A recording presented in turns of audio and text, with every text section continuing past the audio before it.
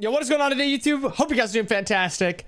OB2 just dropped last week, so we've got a little bit of time to practice, play around with stuff, feel out some builds, and I've got a pretty good feeling. I think I know what the meta's shaping up to be, and let me just tell you, guys, hunters aren't okay. If you can't tell by yesterday's video, hunters are not okay. Speaking of hunters aren't okay, the tier list, starting with carries. Jingwei is the most blasphemous character in the game. It is appalling that she's existing in the state that she is for as long as she is. I've complained about this character now for probably 3 weeks.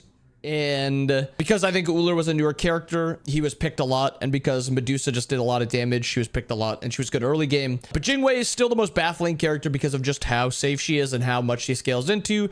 Diamond Arrow added, Dagger of Frenzy getting a buff. Millions of reasons why her kit is better in SMITE 2 than it is in SMITE 1. She is overpowered. She should be picked or banned in every single game.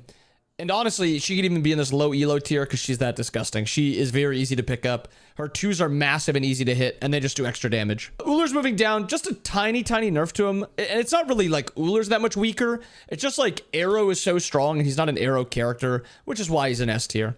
Medusa, staying in S tier. She can build Braggies. She can build Arrow. She's going to be good. And then a bunch of characters are moving up. Soul's even moving out of the C tier and moving all the way up to A because how good she is with Arrow and like Death Metal and Dagger of Frenzy. She does a lot of damage. She's very good pressure early game. Same thing with Cerns, Danzas. Arrow's just broken, so these characters are broken. And the only reason I think these characters staying down here is, 1, on her aspect is just a lot better than base on her. 2, Cupid doesn't really use Arrow that well. Like, it's fine, but it's not that well. And then Neith is mostly just a full damage mage character. So the reason all these characters are moving up and the reason that these ones are staying down is basically just, can you use Arrow? Yeah. Next up is support, and not too much movement. Afro, Geb are both staying in the OP tier. Sobek, Ymir staying in the S tier. I decided to move Athena up. I think I was a little, maybe not fair towards her. I just see a lot of Athena's not really understand why they're playing Athena. She's basically just to pull beads and to just kill the person that doesn't have beads. And most people just don't do that. They also don't use her ult very well, but I do think she's just pretty easy to play. So I think she's staying in, or she's moving up to the A tier. Bacchus is moving down. Baron is moving down. It's just hard to play those characters when the OP tier is Afro, Geb, and then S tier is Sobek, Ymir. Those are harder characters to play. And I think Baron's just finally in a spot where maybe my hatred has moved down a little bit. I still think his kit is very game breaking. It's just his kit is so weak now that the game breaking doesn't really matter. Don't get me wrong, I still hate the character. I still think he's game breaking. He's just numbers weak. Fenrir, I'm moving down.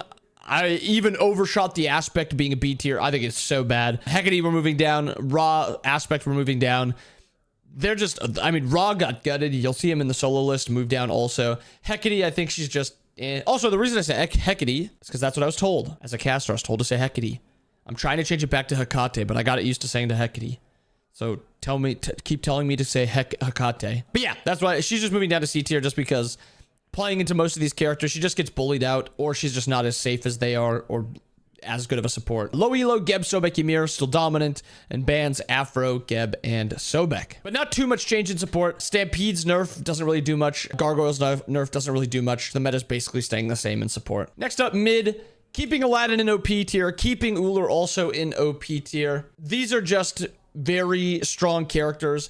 I do think mages as a whole are a little underwhelming currently. I think Aladdin is basically an assassin. You can build him strength or int. I know my build has intelligence. I've found a lot more luck with intelligence, but some people do swear by how good the strength build is. Personally, I just don't love it. Uller is just not a mage. He uses OP items. He can build Bluestone in mid. You'll have a crit hunter who can do objectives on the other side of the map, so it's fine. I'm moving Agni up to S tier, and I'm moving Hecate up to S tier because I think they are the few characters that are good enough for mages. I'm keeping Anubis in S tier, and I moved Morgan down. I moved Morgan down just because we didn't see a ton of the aspect, and I felt it was a little crazy to have the aspect in OP tier when it was mostly played in off rolls, when in mid, a lot of the times the invisible tier is aspect is used, or non-aspect is used. I still think the aspect is a lot better. I think they have to get rid of the ability to just teleport even if you've hit it. Or maybe it stops walking when you hit it, so then you can pretty easily pinpoint where it's going to be. But I'm moving her down. She can turn into assassins, hunters, whatever you need. That's why she's staying in S tier. But she's moving down just because I don't think she's as good as Aladdin and Uller. And then I still think Anubis and Cuckoo are pretty underrated. They are a few of the characters that can actually do some relevant semblance of magical damage consistently, they're just a little unsafe. And I think at the higher elos, they can be a little bit exploitable, but I still think they're really good. Poseidon, we're moving down. I was expecting to see him a little bit. Wasn't really seeing it at all, and he got a bunch of reverts. So it was a miss on my part with how good I thought he was. And then Baron down. The jungle tier list, probably the easiest one to talk about right now, because currently, I think jungle as a whole has solidly weak characters. I think a lot of the times they're actually carried by their items currently. Aladdin, carried by his kit, obviously. Loki, though, pretty carried by his items. I think Hydra's, Jotuns, and then like Heartseeker are both so OP that he just feels really good. Thana, Aspect is moving up to the S tier, or up to overpowered tier, because Gargoyle's nerf didn't really do much, and he abuses Void and Binding. And even though he did see a decent nerf, I don't think it's enough to get him out of that top tier, and I think he's very easy to play. Hercules, S tier. This character just doesn't die. Very, very easy to play. Like, yes, some parts of the kits, like hitting the 2 consistently is a little harder to play, but for the most part, just run at them, pop your 3, auto them down, ult them. Like, it's very, very easy how impactful this character is. Susano with the buffs, we are moving up. And then Thanatos with the feeling of how much better the Aspect is. It's kind of just like, why play this one when this one is just so much better? Even if you want to build full damage, I think playing with the Aspect is just outright better. And then lastly, Sololane. I think there's only one OP Sololaner currently. I think it is Hades. I think there are a few other characters that are still strong, like Aladdin. I think he hyper farms very well. He early clears often, and he gets to level 20, and then he's just a broken character. I think Chalk is still very easy to play. He's very impactful, and he scales very well. I did move Mordred down. I was expecting to see the Aspect a lot, and I still think the Aspect is broken. The issue, I think, kind of comes down to hunters are so busted right now that if you're playing a dive character like Mordred, who's not blowing somebody up or getting a lot of mitigations in his kit, he's just dying.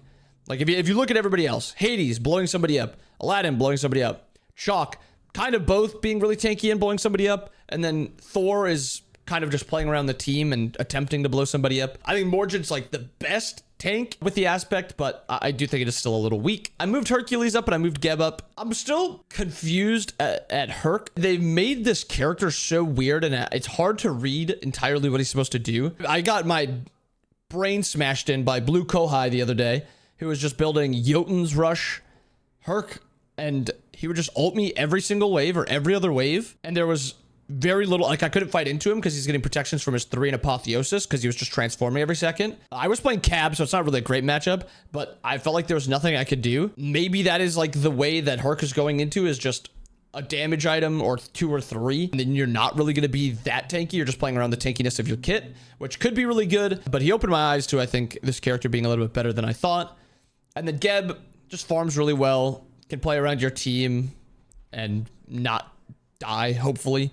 You have the anti-crit passive into Jingweis and stuff like that, but honestly, it doesn't really matter. And then moving Odin, Ra, and Sobek down. Didn't see a ton of Sobek, maybe expected to see a little bit. The Ra Aspect got gutted. I think it is pretty bad now. I've even considered just completely ignoring it as a possibility because of how useless it's felt. If I was playing solo Ra, I think I would just go no Aspect and just play around the 1 and play around like an intelligence build because of how high the 2 scales now. And then Odin just dies.